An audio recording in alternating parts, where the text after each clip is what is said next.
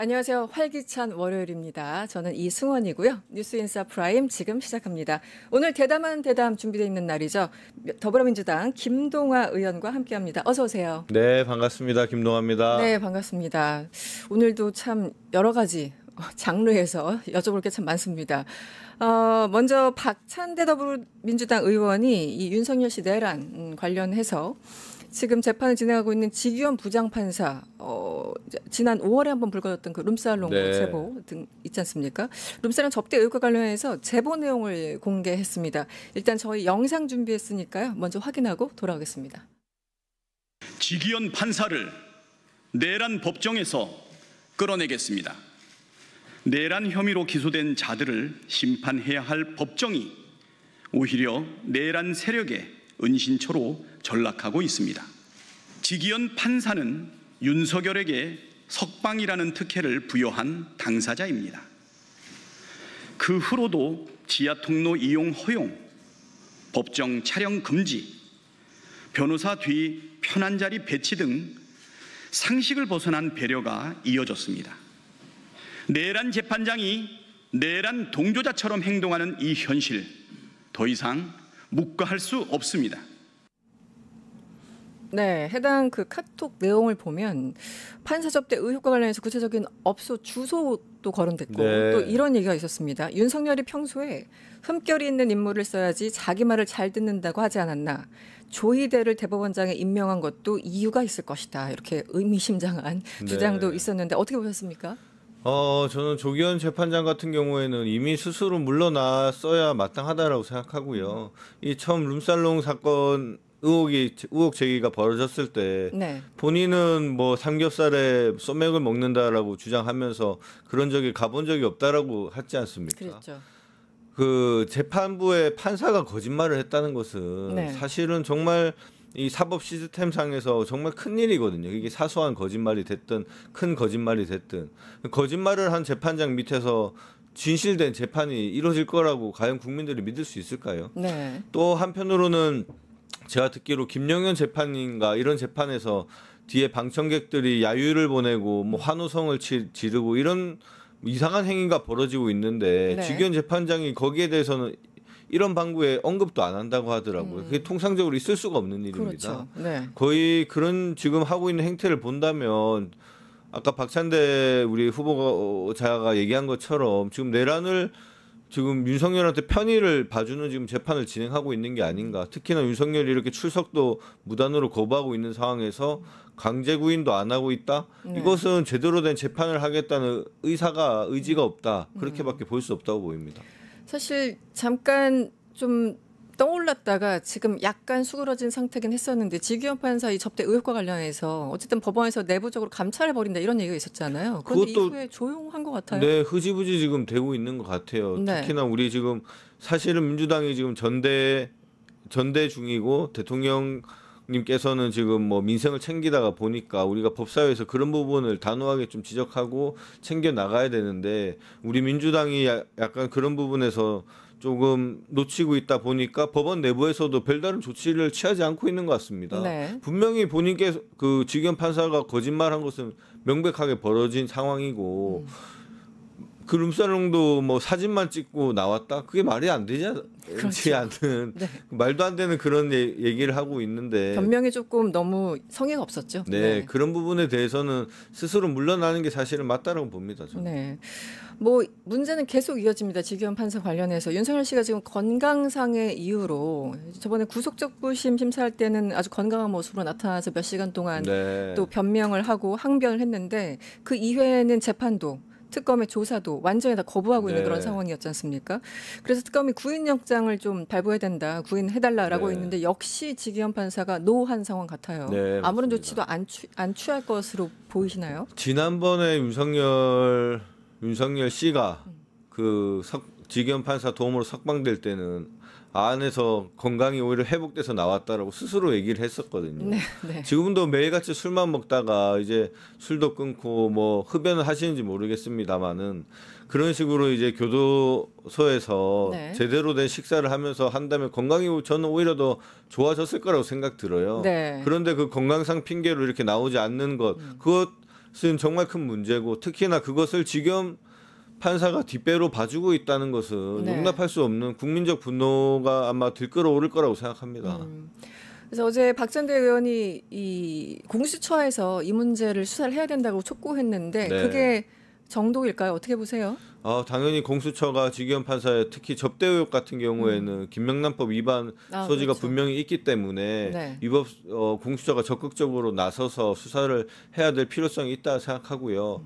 만약에 공수처가 그런 수사가 불비하다면 저희는 뭐 민주당 입장으로서는 특검을 도입을 하거나 단순히 지기현 판사만이 아니라 뭐 조희대 네. 대법관부터 해서 이런 사법부 내에서의 내란 동조 세력이 있었는지에 대한 확실한 수사와 조사가 필요하다고 생각합니다. 네.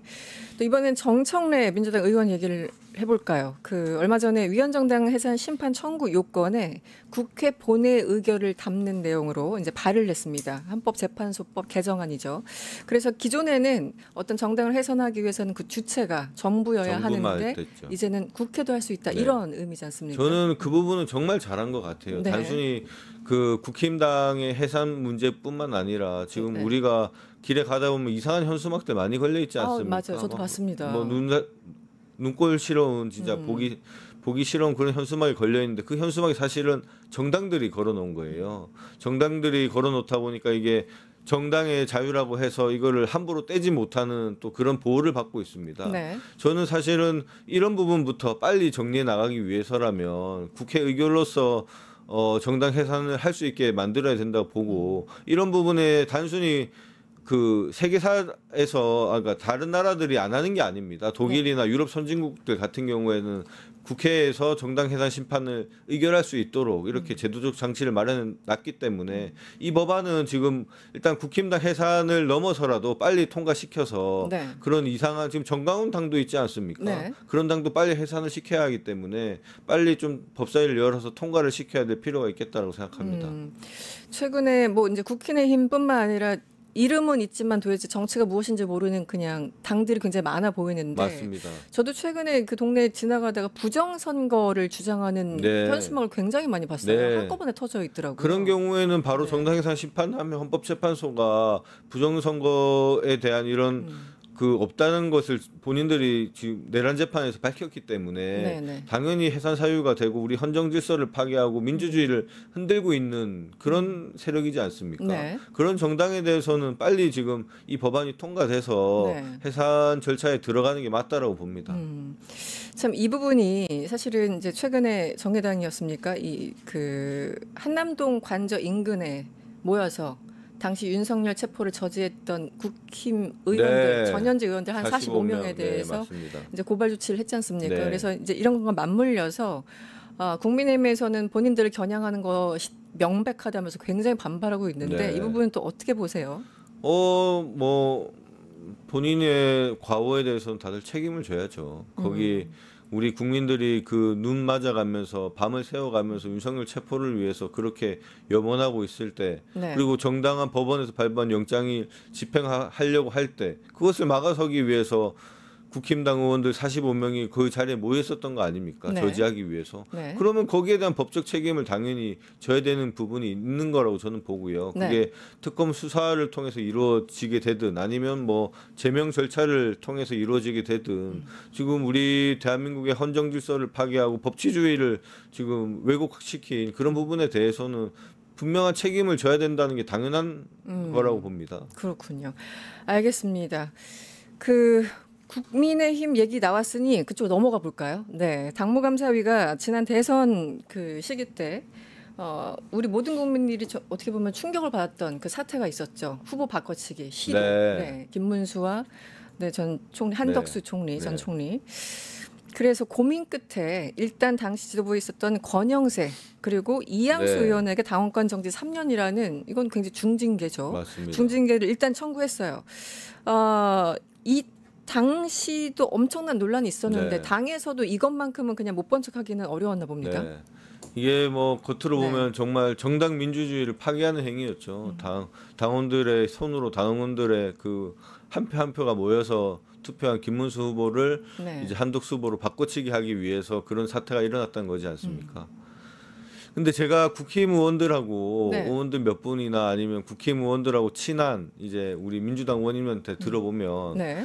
김문수 후보가 정말 그 찐윤들한테 그렇게 했다고 해요. 자기가 당선되자마자 한독수와 단일화 절차 들어갈 거다. 그런 얘기가 있었죠. 그런 얘기로 이제 뭐 권영세나 권성동이나 이런 사람들 설득해서 찐윤들이 자기를 지지하게 만든 다음에 본인이 이제 당선되자마자 아니 나는 정당하게 당에서 그렇죠. 선출된 당의 네. 후보인데 어떻게 무소속 후보와 함부로 그렇게 단일할 수 있느냐라고 말을 또 싹 바꿨다라고 하더라고요. 네. 또 이런 뒷배경을 들어보면 참 그때 사건들이 일정 부분 이해가 가는 부분도 없지 않아 있는 거고 네. 만약에 그 친윤들이 그렇게 힘을 모아서 김문수를 돕지 않았더라면 과연 김문수 후보가 당선이 됐을까요? 네. 또 그런 측면도 있기 때문에 이거는 한편으로는 정당 내 민주주의를 파괴한 행위이기도 하고 네. 한편으로는 그것을 넘어서서 네. 정말 자기들끼리 그 당리 당략에 의해서 지금 뭐 당원들의 의중이나 이런 거에 대한 고려는 전혀 없이 네. 정말 그렇게 정치적 모략을 한 행위가 들통난 게 아닌가 그렇게 생각이 듭니다. 그러니까 지도부에서 짬짬이 그 커튼 가려놓고 뭔가 하려고 하다가 네. 그래서 어떻게 보면은 본인들은 속았다고 생각을 하는 걸 테고 그렇죠. 네, 김문수 후보한테 그래서 뭐 먹튀라는 말도 나왔었고요. 김문수 후보가 계속 그렇게 설득을 했다 하더라고요. 네. 되자마자 다음 날 바로 단일화할 거다. 단일할 것이다. 근데 네. 되고 나서 바로 아니 여긴 내 자리야. 아니 참. 네. 네. 그리고 한참 뒤에 그 선거 사무소에 또 들어간 것 자체가 뉴스가 돼가지고 사진이 네. 나오고 했었죠. 네. 참. 마치 본인이 피해자인 것처럼 또 피해자 뭐 코스프레라고 할까요? 또 사무실도 없다, 전화기도 없다, 뭐 그런 얘기 나왔었죠. 네. 그런 일들이 있었죠. 네. 아, 그런데 또 그러자 이 권성동 국민의힘 최근에 이제 다른 이슈로 압수수색 당한 그 권성동 의원, 페이스북에 글을 썼어요. 나도 징계 회부하라. 뭔가 이분이 의리가 있으신 건가요? 갑자기 왜 이런 글을 썼을까요? 아니 본인이 원하시면 징계 해부하면 될 것 같은데요. 할 수는 있겠죠. 네, 왜냐하면 쌍권이라 불렸기 때문에 결코 이 권영세 의원과 특별히 다르진 않아 보이죠. 당시에 모든 뉴스에서 쌍권으로 나왔지 뭐 이양수야 어차피 뭐 사무총장으로서 집행하는 입장이 있는 거고 그 헤드로서의 권성동 의원도 분명한 역할을 한 건데 그 빠진 것은 정말 좀 저도 의문이 있습니다. 징계 본인도 해부하라고 했으니까 해부해서 판단을 받는 게 맞지 않나 싶습니다. 저도 보면서 아니 권성동 당시 비대위원장이었습니까? 권영세가 있으면 세트로 당연히 권성동 의원 이름이 나란히 있어야지 어울릴 텐데. 맞습니다. 며칠 전에 당원권 정지 3년 나왔을 기사를 아무리 찾아봐도 권영세, 이양수만 있는 거예요. 왜 빠뜨렸을까요, 권성동? 뭐 사실 유일준 위원장이 지금 거의 뭐 친한계로 분류되고 있지 않습니까? 뭐 당무감사위원장. 네. 저는 한동훈이나 이쪽에서 뭔가 권영세한테 책 잡힌 게 있지 않을까. 그러다 보니까 권영세까지 같이 물고 늘어지면 자기들도 뭔가 잡힐 부분이 있지 않을까. 이런 권성동한테. 네. 그런 정치적 계산이 아니고서야 굳이 권성동을 뺄 이유는 없었을 것이다. 네. 그래서 거의 뭐 꼬리 자르기 할 식으로 권영세랑 이양수 의원 정도만 넣었고 권성동 같은 경우에는 뭔가 한동훈 쪽에서 책 잡힌 게 있지 않을까. 특히나 한동훈도 그 과거 이전에는 뭐 윤석열이나 김건희나 진짜 긴밀하게 소통하지 않았습니까? 뭐 한 식구처럼 굴었죠. 네, 그 소통 기록만 어떻게 권영세가 확보만 하더라도 한동훈은 뭐 거의 정치 생명이 끝나는 부분이니까 뭔가 그쪽에서 지고 있는 게 있기 때문에 권영세에 대해서는 좀 조심스럽게 접근하고 있는 게 권성동에 대해서는 조심스럽게 접근하고 있는 게 아닌가 싶습니다. 네. 참고로 지금 당무감사위원장을 맡고 있는 유일준 위원장 한동훈 지도부에서 임명됐기 때문에 뭔가 친한계 쪽 아니냐라는 얘기들이 친한계 쪽이 아니냐가 아니라 과거에 그 한동훈이 비대위원장 할 때부터 그 뭐였나요? 그 위성정당의 비례 공간 심사위원장을 했습니다. 공간위원장을 했습니다. 그때부터 친한계랑 지금 친윤계랑 다툼이 이제 컸었고요. 거의 뭐 찐한계라고 보셔도 될 것 같습니다. 거의 한동훈의 지시를 받아서 이렇게 징계를 한 게 아닌가 그런 생각마저 듭니다. 저는. 네, 일단 3년 중징계 이게 결정이 된 건 아니죠. 중징계를 청구했다까지만 저희들이 기사를 일단 확인을 했는데 이게 말 그대로 중징계예요. 이게 현실화된다면은 당장 28년에 있는 총선에 후보 자격을 박탈당하는 거죠. 이게 의원들한테는 배치가 가장 중요한데 어떻게 현실화 될까요? 저는 이게 현실화 되더라도 사실은 지금 뭐 꼬리 자르기 용의로밖에 보이지 않는다라고 보고요. 지금 뭐 아까도 말씀드렸지만 45명의 그 윤석열을 옹호하기 위한 그런 의원들에 대한 징계가 이루어져야 정말 제대로 된 징계라고 할 수 있는 거죠. 그 두 사람만 징계한다고 해서 뭐 제대로 된 뭐 개혁이나 당의 국힘당의 혁신이 이루어진다라고 보진 않고, 또 한편으로는 지금 친윤계 의원들이 지금 TK 지역을 중심으로 지금 아직까지 당권을 장악하고 있기 때문에 네. 저는 사실상 이 징계가 보여주기 식으로 지금 던진 거지 실제로 네. 이루어질 가능성은 거의 없다라고 봅니다. 그렇군요. 네, 좀 더 봐야 되겠죠. 지금 뭐 혁신이도 안 되고 있고 제대로 굴러가는 게 하나도 없는데 이 상황은 어떻게 또 정리될지 좀 봐야 될 것 같습니다. 여권 얘기를 좀 오면 이 인사 문제는 참 어려워요. 네. 아무리 생각해도 어렵고 정답도 없어 보이고 관점에 따라 좀 다르기도 하고, 그럼에도 불구하고 이 최동석 인사혁신처장에 대해서는 구설이 정말 끊이지 않는 거는 사실입니다. 그리고 저도 이분이 했던 발언들을 보니까 뭐 이제 사람에 대한 평가를 하는 게 본인의 업이라고 생각해서 그런 건지 거의 전방위적으로 모든 사람들을 건드렸더라고요. 네. 그렇다고 해서 또 일관성이 있어 보이지도 않고, 어찌됐든 지금까지 이 최동석 인사혁신처장의 어떤 발언과 관련 보도들 많이 보셨을 텐데 의원님은 어떤 입장이세요? 저도 좀 조심스럽긴 한데 부적절한 그 말씀을 하신 게 분명한 것은 맞고요.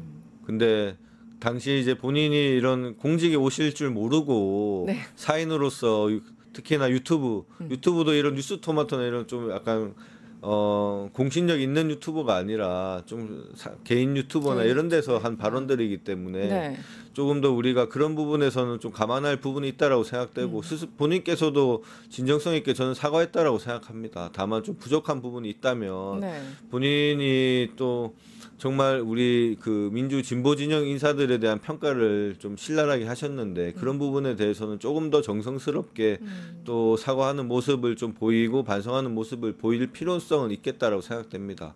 다만 우리가 지금 합리적인 보수도 같이 끌어안고 새로운 정부의 국민주권 정부의 성공을 위해서 하자는 이런 마당에 내부적인 비판을 했다는 이유만으로 그 언어가 좀 저급하고 했던 부분은 뭐 분명하지만 그렇다고 해서 이 대통령의 인사권을 흔드는 정도로 우리가 책임을 물을 수준인가? 저는 뭐 그렇게 해서는 안 된다라고 생각합니다. 아, 그런 수준까지는 아니라고 보시는 거군요. 네. 그런데 이분이 맡은 자리가 인사혁신처장이잖아요. 네. 그리고 과거의 발언과 비교했을 때 과연 적합한 분을 이 자리에 앉힌 건가? 사실 그 질문이 계속 나올 수밖에 없거든요. 사실은 근데 경력을 보면 한국은행에서 인사 담당을 하셨고 그 교보생명이랑 그 대기업의 인사 담당도 하셨고 한 것을 보면 경력 지금 지나온 경력으로 본다면 충분히 인사혁신처장에 앉힐 뭐 자격은 된다라고 보고, 다만 그 발언들 같은 경우에는 제가 좀 선에서 이해한다면 당시 뭐 주된 게 사실은 문재인 정부에 관한 또 문재인 대통령에 대한 좀 이런 우리 지지자들의 상처를 입을 수 있는 그런 발언을 하지 않았습니까? 저도 뭐 개인적으로 문재인 대통령님께서 전 세계적인 코로나 위기 때 정말 슬기롭게 잘 막아주셨고 경제도 우리 대한민국에서 이렇게 발전시킨 적도 없고 외교도 정말 잘했다라고 생각하지만 또 한편으로는 그 윤석열을 좀 신임한 부분 이런 부분에 대해서는 좀 분노하는 부분이 우리 지지자들 사이에 있는데 그런 부분에 대해서 인사혁신처장이 좀 너무 과하게 발언한 게 아닌가 좀 그런 생각이 들고 고민이 좀 있으시군요. 네. 그런 부분에 대해서는 일단은 좀 뭐 지켜볼 필요가 있지 않을까 싶습니다. 지금 이재명 국민주권 정부가 탄생한 지 아직 2개월도 채 되지 않았습니다. 되지 않은 시점에서 벌써부터 그 개인의 과거 발언을 가지고서 우리가 흔들 필요는 좀 없지 않을까. 우리 지지자분들께서도 분명히 분노하시고 화나는 부분이 있으시겠지만 조금 지켜봐 주시는 게 좋지 않을까. 또 대통령실에서도 지켜보고 있다라고 하니까요. 거기서 뭐 우리 대통령님과 그 참모들께서 뭐 적절한 판단을 내리시지 않을까 싶습니다. 알겠습니다. 이제 곧 8.15가 다가옵니다. 8.15 사면설 항상 이슈가 되죠. 어떤 분들이 나올 것인가, 사면될 것인가, 복권될 것인가 등등. 근데 이런 시기에 민감한 시기에 우원식 국회의장이 조국 전 대표 면회를 가셔서 근데 간 시점은 이달 초라고 하더라고요. 아주 최근은 아닌 것 같고 이달 초 정도라고 하는데 이 자체가 뭐 이례적이다 아니다 두 분과의 관계를 본다면 뭐 그럴 수 있다 혹은 시기가 좀 묘하다 뭐 여러 가지 해설들이 나오고 있습니다. 의원님은 어떻게 보셨어요? 저는 우원식 의장님께서 공식 발표하신 것처럼 개인적인 뭐 인연에 의한 인간적인 측면에서 뭐 면회를 했다라고 말씀하셨기 때문에 저는 있는 그대로 받아들이는 게 맞다라고 생각됩니다. 뭐 사면이니 뭐니 이런 얘기가 나오곤 하는데 우원식 의장님께서 사면권이 있는 것도 아니고 뭐 본인께서 뭐 건의를 한다고 해서 뭐 당연히 사면이 되는 측면이 있는 것도 아니고 특히나 만약에 우원식 의장님께서 그런 것을 좀 드러내려고 했으면 공개 일정으로 아마 방문했을 텐데 비공개 일정으로 방문했던 것이 언론의 취재나 이런 것을 통해서 드러난 것이기 때문에 우원식 의장님께서 해명하신 것처럼 그런 측면에서 방문한 게 아닌가 저는 그렇게 받아들이고 있습니다. 그런데 사실 이제 정치라는 게 뭐 표정 하나, 시간대, TOP라고 하잖아요. 시간, 장소 뭐 이런 등등을 감안하면은 예를 들어 뭐 한 지난달에도 갈 수 있었을 것 같고 뭐 등등 왜 하필이면 8.15 이 명단을 고민하고 있을 것 같은 이 7월에 가셨을까 요게 이제 천착해서 개인적인 인연은 당연히 있지만 그리고 사실 이제 조국 전 대표에 대해서 안타까움들이 있는 거잖아요. 집안 전체가 맞습니다. 거의 검찰에 의해서 도륙을 당했기 때문에 다 이해를 하는데 우원식 국회의장이 갔다는 것 자체는 그냥 개인적인 인연이야라고 하기에는 너무 무거워요 이분이 우원식 국회의장이. 그래서 어느 정도 좀 메시지를 보낸 것은 아닌가라는 생각을 뭐 사면에 관한 얘기가 오고 갔을 수는 있죠. 저는 뭐 충분히 오고 갈 수는 있다라고 보는데 그것을 너무 확대 해석할 필요는 저는 없다라고 봅니다. 그리고 또 강덕구 의원 내부에서도 조국 전 대표에 대해서 사면 얘기가 나오고 있습니다. 뭐 당내 분위기는 좀 어떠신 것 같아요? 당내 분위기야 뭐 사면을 해야 되니 말아야 되니 이런 얘기가 사실 오고 가는 것도 아니고 오고 가는 사실이고요. 오고 가는 거 사실이고. 사실인데 저는 사실 그렇게 생각해요. 조국 혁신당이 됐든 조국 대표가 됐든 우리 국민 주권 정부의 성공을 위해서라면 정말 사면을 하더라도 우리 대통령께서 사면을 충분히 할 수 있는 좀 조국 대표 같은 경우는 사면을 받을 수 있는 충분한 자격이 있다고 저는 생각이 듭니다. 가족 말씀하신 것처럼 가족들 전체가 그 정치 검찰에 의해서 도륙을 당했고 특히나 양형도 정말 과도한 양형이고 양형 기준에 따라서 본다면 그렇지만 우리 정부의 성공을 위해서라면 이 메시지 자체는 괜찮다. 사면 안 해줘도 된다. 이런 메시지를 내야 오히려 이재명 대통령께서 사면을 하더라도 좀 그런 룸이 생기지 않을까. 근데 마치 그 이재명 대통령님이 사면을 하는 게 옳다라는 것은 압박식으로 비춰진다면 향후에 만약 이재명 대통령이 사면을 하더라도 그게 국민들께 어떻게 비춰질까 이런 부분까지 좀 종합적으로 고려를 해서 우리 민주당도 그렇고 조국혁신당도 그렇고 좀 더 우리 대통령님께 일단은 룸을 넓혀주는 방식으로 메시지를 내고 물밑에서야 뭐 당연히 사면이나 이런 요구는 할 수 있겠죠. 근데 공개적인 자리에서는 그런 대통령의 중요한 사면권을 특히나 지금 정부가 출범한 지 2달도 채 안 된 이 정부고 지금 미국과의 대미 협상도 진행 중이고 민생을 챙기고 있는 이런 상황에서 좀 그런 공개적인 발언을 저는 자제하는 게 좋지 않을까 그런 개인적인 생각이 있습니다. 어쨌든 대통령실에서 반응이 나오긴 나왔습니다. 일단 뭐 거기에 대해 특별한 논의가 있었던 건 아니다라고 얘기를 했고 말 그대로 정말 대통령 고유의 권한이기 때문에 누가 왈가왈부할 수 있는 건 아니죠. 그래서 의원님께서는 어쨌든 대통령의 좀 공간을 열어주기 위해서 마음이 어떻든 간에 너무 이렇게 압박하는 듯한 그런 발언들을 공개적으로 하는 것은 살짝 좀 부담스럽다. 그렇다고 보죠. 특히나 제가 말씀드렸지만 조국 대표 같은 경우에 뭐 사면 자격이 충분히 있지만 이게 만약에 조국 대표님이 사면이 됐을 경우에 좀 정무적인 상황도 사실은 고려해야 될 부분이 있다라고 봅니다. 차후에 이제 지방선거 문제도 있고 특히나 이재명 대통령님이 당선됨으로 인해서 개항을 보궐선거도 있고요. 이런 부분에서까지 지금 어떻게 작용을 할 것인지 사실은 정말 민감한 부분이고 좀 물밑에서 얘기가 오고 가야 될 부분이 아닌가. 근데 이런 부분에 대한 거에 대한 진중한 고민 없이 뭐 사면 자격이 있다라고 해서 뭐 사면을 해야 된다라고만 한다면 마치 그 사면을 만약에 대통령께서 안 하시게 되면 대통령이 네. 잘못하신 것처럼 그런 서로 간에 부담이 되고 분열이 될 수 있는 이런 상황을 만드는 것은 옳지 않다라고 저는 생각합니다. 네. 참 정치가 어렵습니다. 네. 네. 뭐 시기도 그렇고 또 선거라는 게 또 줄줄이 있고 이 민심이라는 것도 어느 순간에 또 어떻게 될지 모르니까 지금은 굉장히 좋은 성적을 받고 있지만 맞습니다. 참 어렵다는 생각을 다시 한번 네. 네, 해보게 됩니다. 저희가 윤석열이라는 그 괴물이 나올 줄 알았습니까?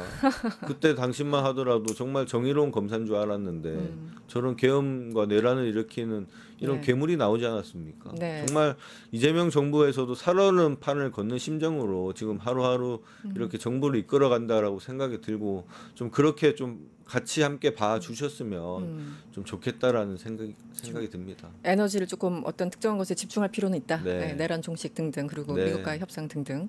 알겠습니다. 오늘 시간이 다 돼서 오늘 여기까지 듣겠습니다. 더불어민주당 김동화 의원님과 함께했습니다. 오늘 고맙습니다. 네, 감사합니다.